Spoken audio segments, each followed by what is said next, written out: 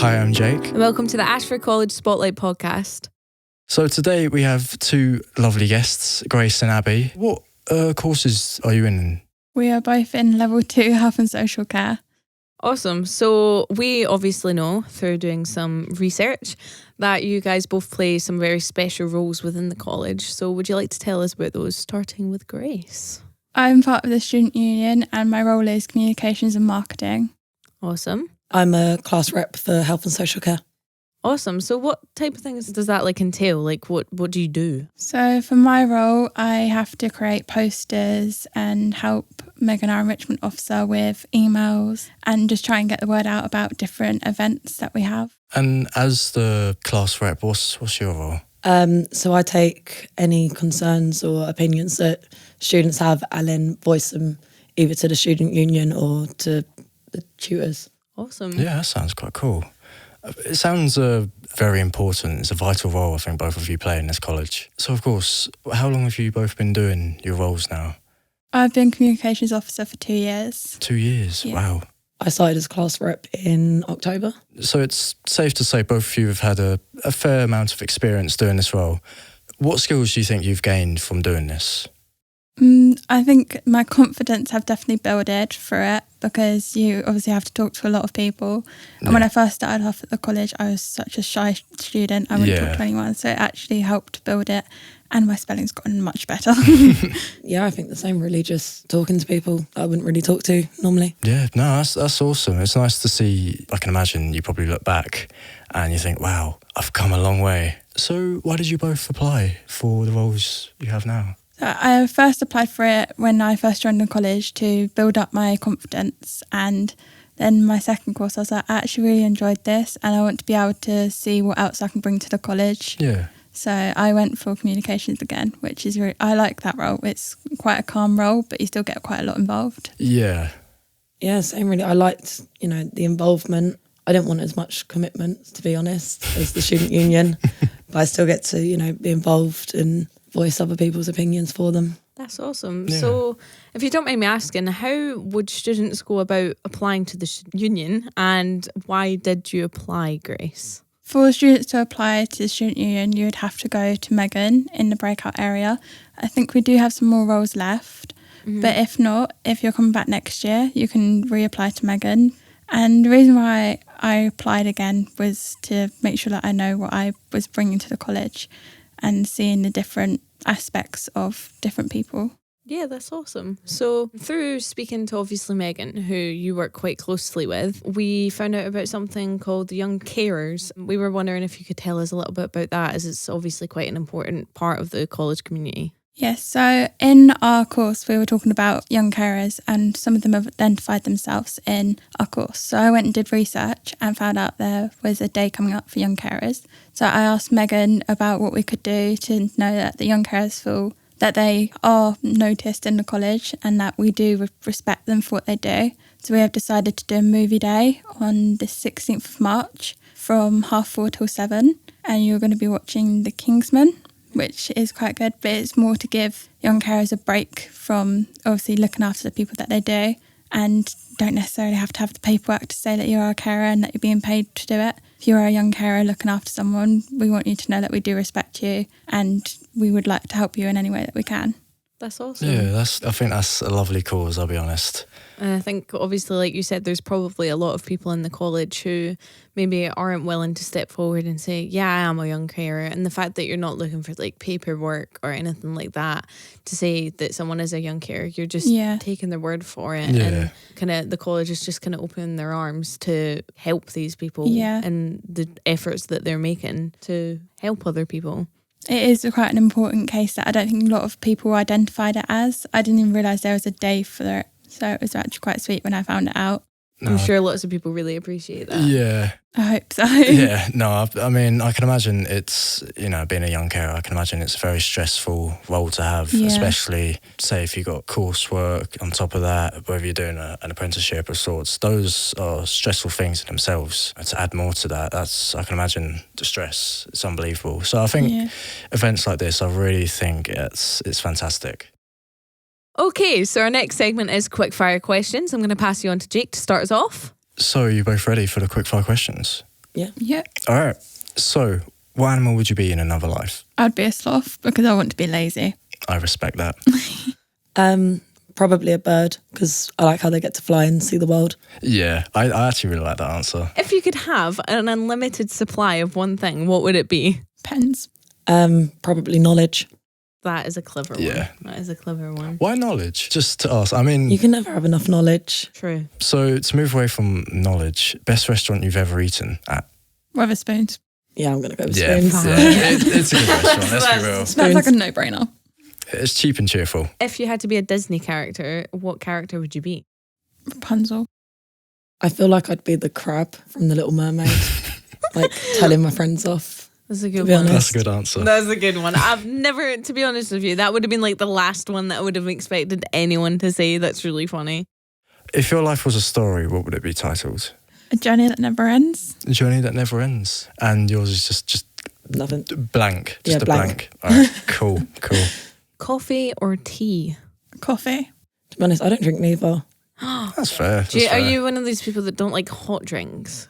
Because I have a friend that's like that. Like you Yeah, won't not drink really, like no. hot chocolate or coffee or tea unless it's like iced. Now, it's a bit of a deep question. What always makes you laugh? Abby. Definitely Abby. I don't know. Your daughter? Yeah, probably, yeah. That's really sweet. That's Yeah, really she's an sweet. absolute Sweet nutter. answer. So, for this next segment, to celebrate National Women's Day for our 5-minute piece, we have two of Ashford College finest ladies, Katie from the eHub and Megan, our enrichment officer. So, starting with you, Megan, do you want to let everyone know about your role, just in case anyone doesn't know? So I organise the enrichment at Ashford College. That is anything outside of the classroom. So it involves trips, events at the college, any extracurricular activities they might do outside of class. And I also coordinate the student union, who are responsible for voicing the opinions of the college and implementing any ideas that the students might have and just planning things for everyone. Awesome. And what about you, Katie? I am all things, well, eHub. I say eHub. People go, what does the E mean? And I thought of that new title on the hoof. So it means everything, I think, not electronic. So it's if students come to us and they need any advice with accessing resources, physical, online, Teams issues, online issues, just basically taking the stress out of your studies, really. Making Awesome. it a sort of better time. That's really cool. So obviously both of your roles are really important and I'm sure everyone appreciates them. My next question that I have to ask you both, we'll start with Katie this time. What is the highlight of your role? What is the most important thing that you do that makes you happy? I think it's a student interaction, and I think that Megan will probably agree with me. It's really good because sometimes you get students and you see them when they start and they're quite nervous, and then all of a sudden they blossom. We've had so many students this year who've gone through school or sixth form or maybe another college and they didn't have as much confidence when they've started. And this year you're looking at them and they're going on student union trips and they're like, yeah, I handed in my assignment and I got a merit or a distinction, and it's really nice. I think that's the best thing. It's when you see like a student's journey, how they've grown in confidence and they're just sort of becoming the people they want to be. Yeah, that's really lovely. What about you, Megan? Yeah, I completely agree with Katie. Just like getting to know students at the start of the year and they're a little bit shy, a little bit timid, not really sure what's going on in college, and then just seeing them at the end of the year and they're completely different people. They've just grown and they're a lot more confident. Yeah, seeing that transition, it's really lovely. It's really nice. Yeah, that's really awesome. So we'll start with Megan again this time.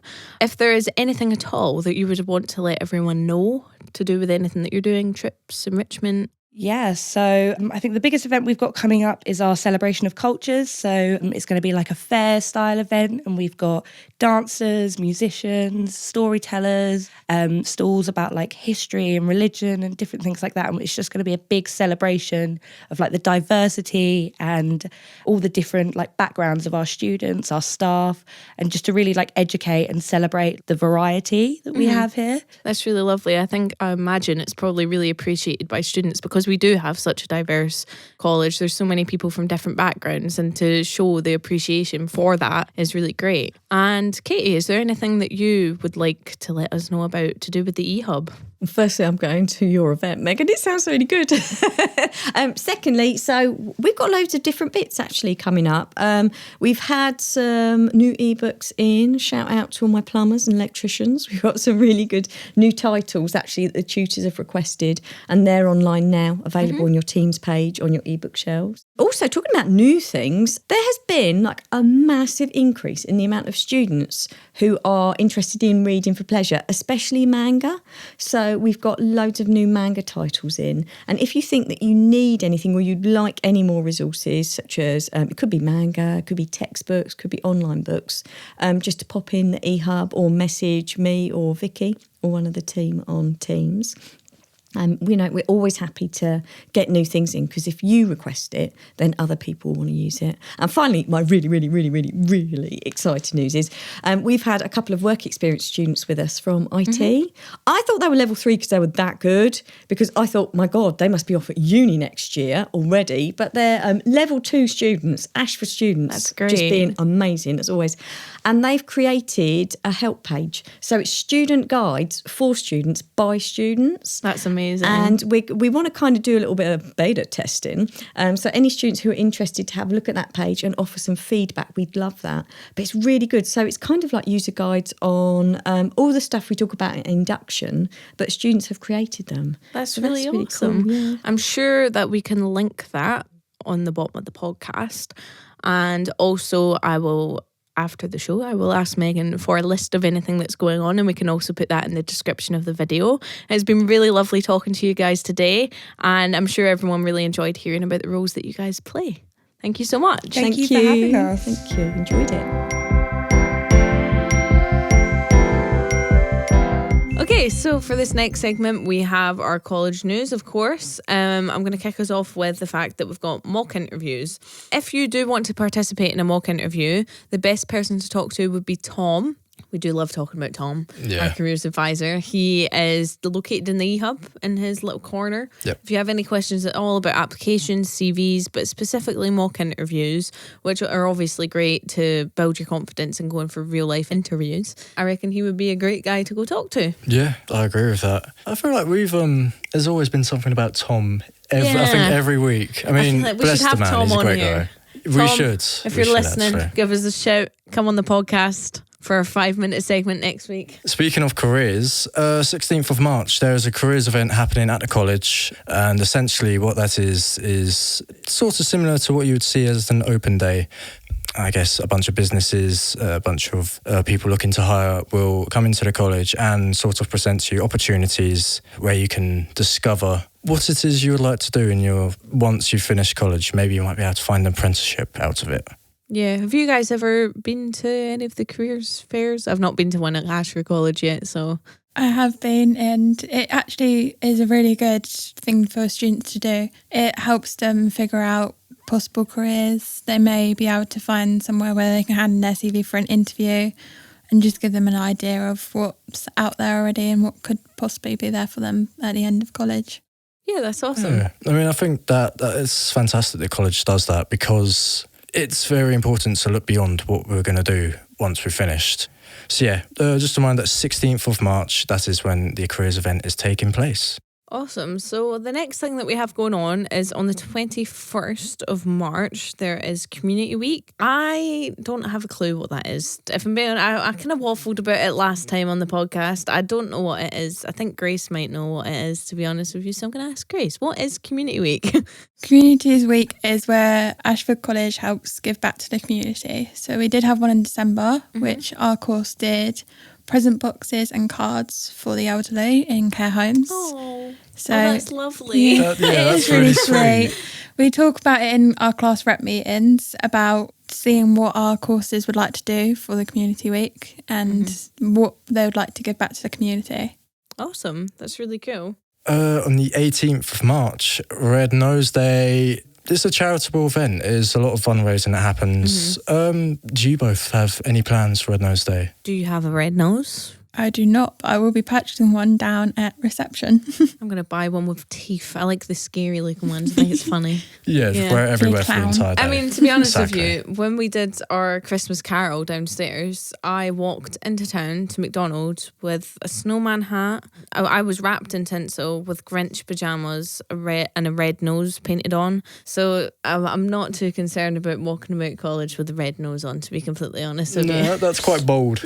That's quite bold. You know what? I couldn't really be bothered. I was just hungry. Aye. I had my red nose on. Me and all my mates walked in. Everyone that was in the choir walked into town wrapped in tinsel. It was great.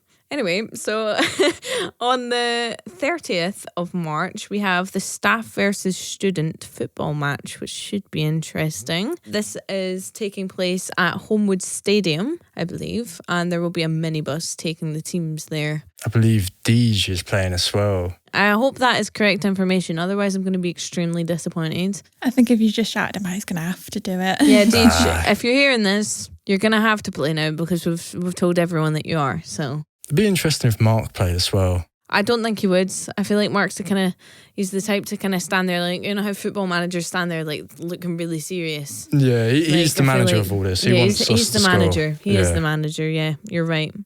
All right, so for discussion of the week, the question is, do fairy tales affect children's perception of reality? What do we all think? They do. Yeah? Yeah, definitely. And what makes you guys think that? Like, is there anything like input that you have that makes you think that it does?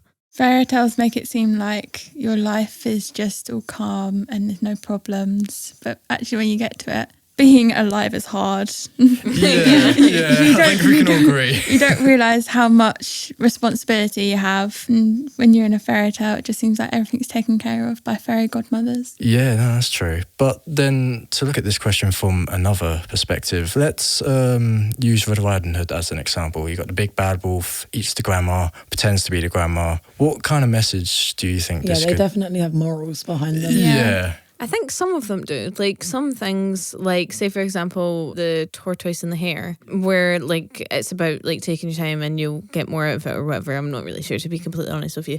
Like stuff like that, that's great. Some of them have a good message behind them. But what I think I don't like about some fairy tales is that all of the ones aimed at girls end in a boy coming to save you. And I don't think that's a message that that's you should true. put across to little girls. No. A boy's not always going to come and save you. You should be able to learn and do things for yourself. A bit of a feminist take on it, and to be honest with you, but it's a perfectly valid point. If Yeah, it is. You shouldn't always have to rely on a boy to Yeah. look after you. You can do it yourself. I think that's why I like Frozen and Merida. I love Merida. Not biased because I'm Scottish or anything, but Merida didn't need a prince. She did everything all by herself, and she's also one of the coolest princesses in my opinion. So I just think it's really cool that they're kind of branching away from that whole stereotype that the girl gets in trouble and then a boy comes and saves her. It's just a bit... I do agree with that. I mean, I think individuality and looking after yourself should be encouraged when growing up. Awesome. Well, it's been great talking to you guys. We obviously have loved having you on, kind of having a bit of a perspective from your point of view. We are still looking for people in the future to come on the podcast to talk about their courses, get some exposure about projects that they're doing. It'd be great if you could let us know. Like I've said before, if you see us around college, please don't be scared to come and talk to us. We're very friendly people. I'm sure Jake will try his best not to fumble his words in front of you. Yeah, I'll do my best. But yeah, it's been great talking to you guys, and yeah, we'll see you next week. I've been Tash, I've been Jake. and thank you for listening to the Ashford College Spotlight podcast.